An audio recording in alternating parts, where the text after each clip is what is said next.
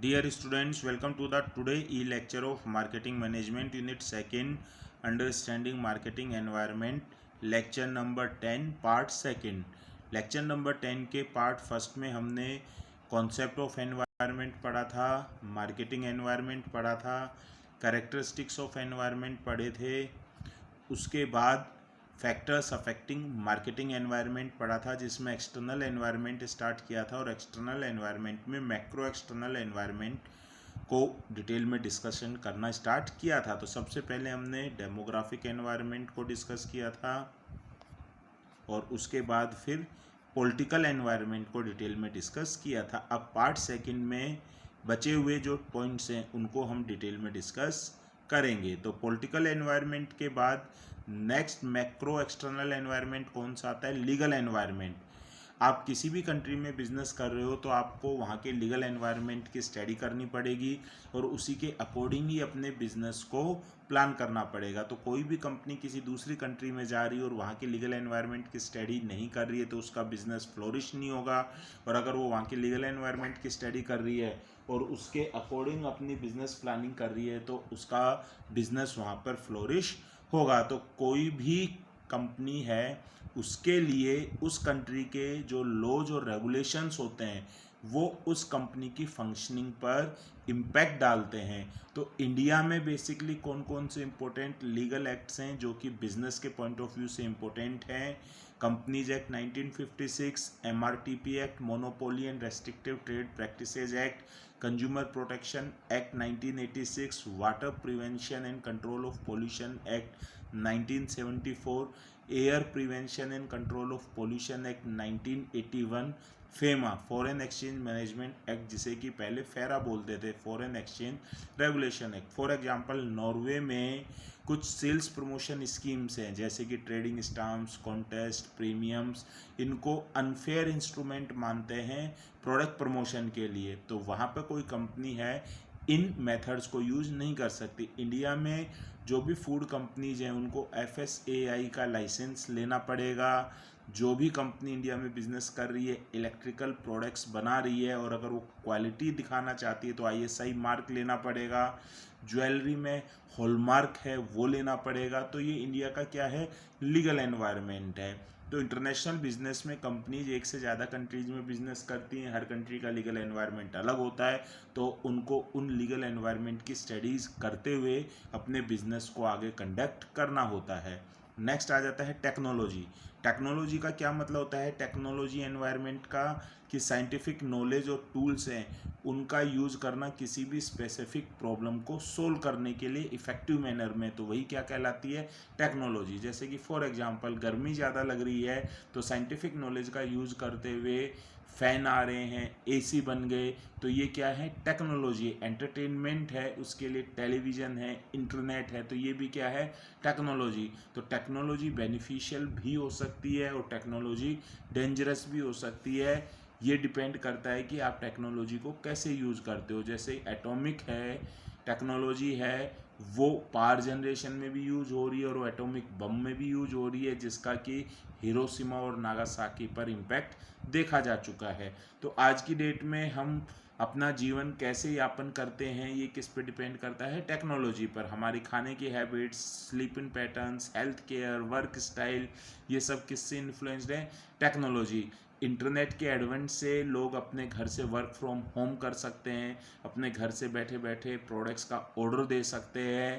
Technology का advancement का direct impact पड़ता है इकोनॉमिक ग्रोथ पर, और जो कंपनी टेक्नोलॉजी एनवायरनमेंट के अकॉर्डिंग अपने आप को अपडेट नहीं करेगी वो मार्केट में सर्वाइव नहीं कर पाएगी। इसीलिए जो आज की डेट में कंपनीज हैं वो R&D पर बहुत पैसा खर्च करती हैं, रिसर्च एंड डेवलपमेंट पर, और वो लेटेस्ट टेक्नोलॉजी प्रोडक्ट्स कस्टमर्स को देना प्रेफर करते हैं। तो कंपटीशन है उसमें आपका सर्वाइवल किस पे डिपेंड कर रहा है कि आप टेक्नोलॉजी एनवायरनमेंट में कितनी जल्दी उस टेक्नोलॉजी को अडॉप्ट कर पा रहे हो। नेक्स्ट क्या आएगा? Impact of technology. टेक्नोलॉजी का मार्केटिंग मिक्स पर क्या इम्पैक्ट पड़ा है? प्रोडक्ट्स पर, प्राइस पर, प्रमोशन पर, डिस्ट्रीब्यूशन पर। सबसे पहले आ जाते हैं प्रोडक्ट पर। आज की डेट में कोई भी कंपनी कोई भी प्रोडक्ट मार्केट में लॉन्च करती है तो उससे पहले कस्टमर की नीड्स और वांट्स को आइडेंटिफाई करती है और उसके बेस पर उस प्रोडक्ट में फीचर्स, डिज़ाइन, लुकिंग, इनको इंट्रोड्यूस किया जाता है। तो टेक्नोलॉजी का इम्पैक्ट प्रोडक्ट के डिजाइंस पर और प्रोडक्ट के फीचर्स पे पड़ा है। आप वेटरन कार्स हैं, हेरिटेज कार्स देखोगे और लेटेस्ट कार देखोगे तो डिज़ाइन में आपको दिन रात का फ़र्क पड़ेगा। पहले उतनी टेक्नोलॉजी नहीं थी कि शार्प डिज़ाइंस दिए जा सकें।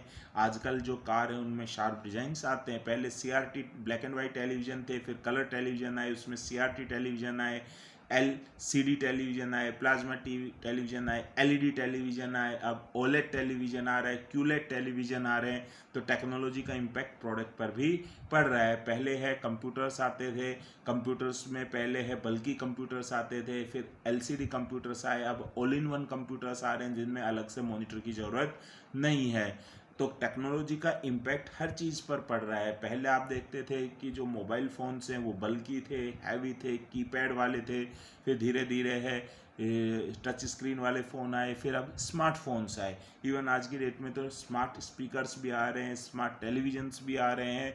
तो टेक्नोलॉजी का इम्पैक्ट प्रोडक्ट पर भी पड़ रहा है। पहले आपको पैसे निकालने के लिए बैंक जाना पड़ता था, डिपॉजिट करने के लिए बैंक जाना पड़ता था, लेकिन टेक्नोलॉजी के आने से बैंक्स के पास प्रोडक्ट हो गए ATM।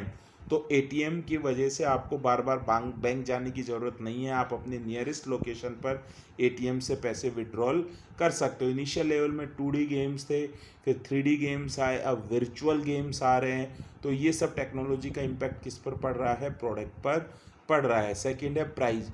जब इनिशियल लेवल में कोई भी टेक्नोलॉजी इनोवेटिव है, ब्रेक थ्रू है, न्यू है, तो उसकी प्राइस हाई होती है, क्योंकि कुछ कस्टमर्स ही उसे परचेज कर पाते हैं और कंपनी ने अपना काफ़ी सारा पैसा है वो रिसर्च और डेवलपमेंट पर खर्च किया होता है, तो वो उसके इन्वेस्टमेंट के लिए प्रोडक्ट की प्राइस हाई रखती है। लेकिन जैसे जैसे कस्टमर्स उन प्रोडक्ट को परचेज करना प्रेफर करते हैं, टेक्नोलॉजी रेडली अवेलेबल हो जाती है, तो बाद में उसकी प्राइस कम हो जाती है। आप देखोगे शुरू में जो कंप्यूटर्स आए थे काफ़ी महंगे थे, अब कंप्यूटर्स अफोर्डेबल हैं। स्टार्टिंग में कलर टेलीविजन थे, काफ़ी कॉस्टली थे, अब अफोर्डेबल हैं। शुरू में स्मार्ट टेलीविजन्स आए थे, कॉस्टली थे, अब अफोर्डेबल हैं। तो इनिशियल लेवल में कोई टेक्नोलॉजी जब नहीं आती है तो उसकी प्राइस हाई होती है। इनिशियल लेवल में जब स्मार्टफोन्स आए थे तो उनकी प्राइस हाई थे, अब वो अफोर्डेबल है। बाद में जब वो टेक्नोलॉजी रेडली अवेलेबल हो जाती है तो वो अफोर्डेबल हो जाते हैं। नेक्स्ट है प्रमोशन। टेक्नोलॉजी का इम्पैक्ट प्रमोशन पर भी पड़ा है और कंपनीज आज की डेट में डायरेक्ट मार्केटिंग यूज़ कर रही हैं, क्योंकि कंपनीज के पास कस्टमर के मोबाइल नंबर्स हैं, ईमेल आईडीज़ हैं। तो कंपनीज हैं कस्टमर के मोबाइल फ़ोन पर और ईमेल आईडीज़ पर अपने प्रोडक्ट का डायरेक्ट प्रमोशन करती हैं, उनको कूपन्स देती हैं, उनको ऑफर्स दे रही हैं। तो इस पर भी टेक्नोलॉजी का इम्पैक्ट पड़ा है। नेक्स्ट टेक्नोलॉजी का इम्पैक्ट एडवर्टाइजमेंट पर। पहले इनोवेटिव क्रिएटिव एडवर्टाइजमेंट्स का यूज होना पॉसिबल नहीं था, क्योंकि टेक्नोलॉजी एडवांस नहीं थे। आज की डेट में कार्टून कैरेक्टर्स आ रहे हैं, इनोवेटिव एडवर्टाइजमेंट्स आ रही है, हैवी एक्शंस आ रहे हैं VFX टेक्नोलॉजी की वजह से। तो जो एडवर्टाइजमेंट एजेंसीज हैं वो आज की डेट में टेक्नोलॉजी का यूज़ करते हुए इफ़ेक्टिव एडवर्टाइजमेंट्स बनाती हैं। Next distribution. टेक्नोलॉजी का इम्पैक्ट डिस्ट्रीब्यूशन पर भी पड़ा है। कस्टमर घर बैठे बैठे प्रोडक्ट का ऑर्डर दे सकता है और उसे घर बैठे बैठे होम डिलीवरी प्रोडक्ट की हो रही है। तो जो थर्ड पार्टी लॉजिस्टिक्स हैं, फेडेक्स है, UPS, इनके खुद के कोरियर हैं, कार्गो हैं, जिनकी वजह से वो फास्ट डिस्ट्रीब्यूशन कर पा रही हैं। तो डिस्ट्रीब्यूशन में भी टेक्नोलॉजी का इम्पैक्ट पड़ा है।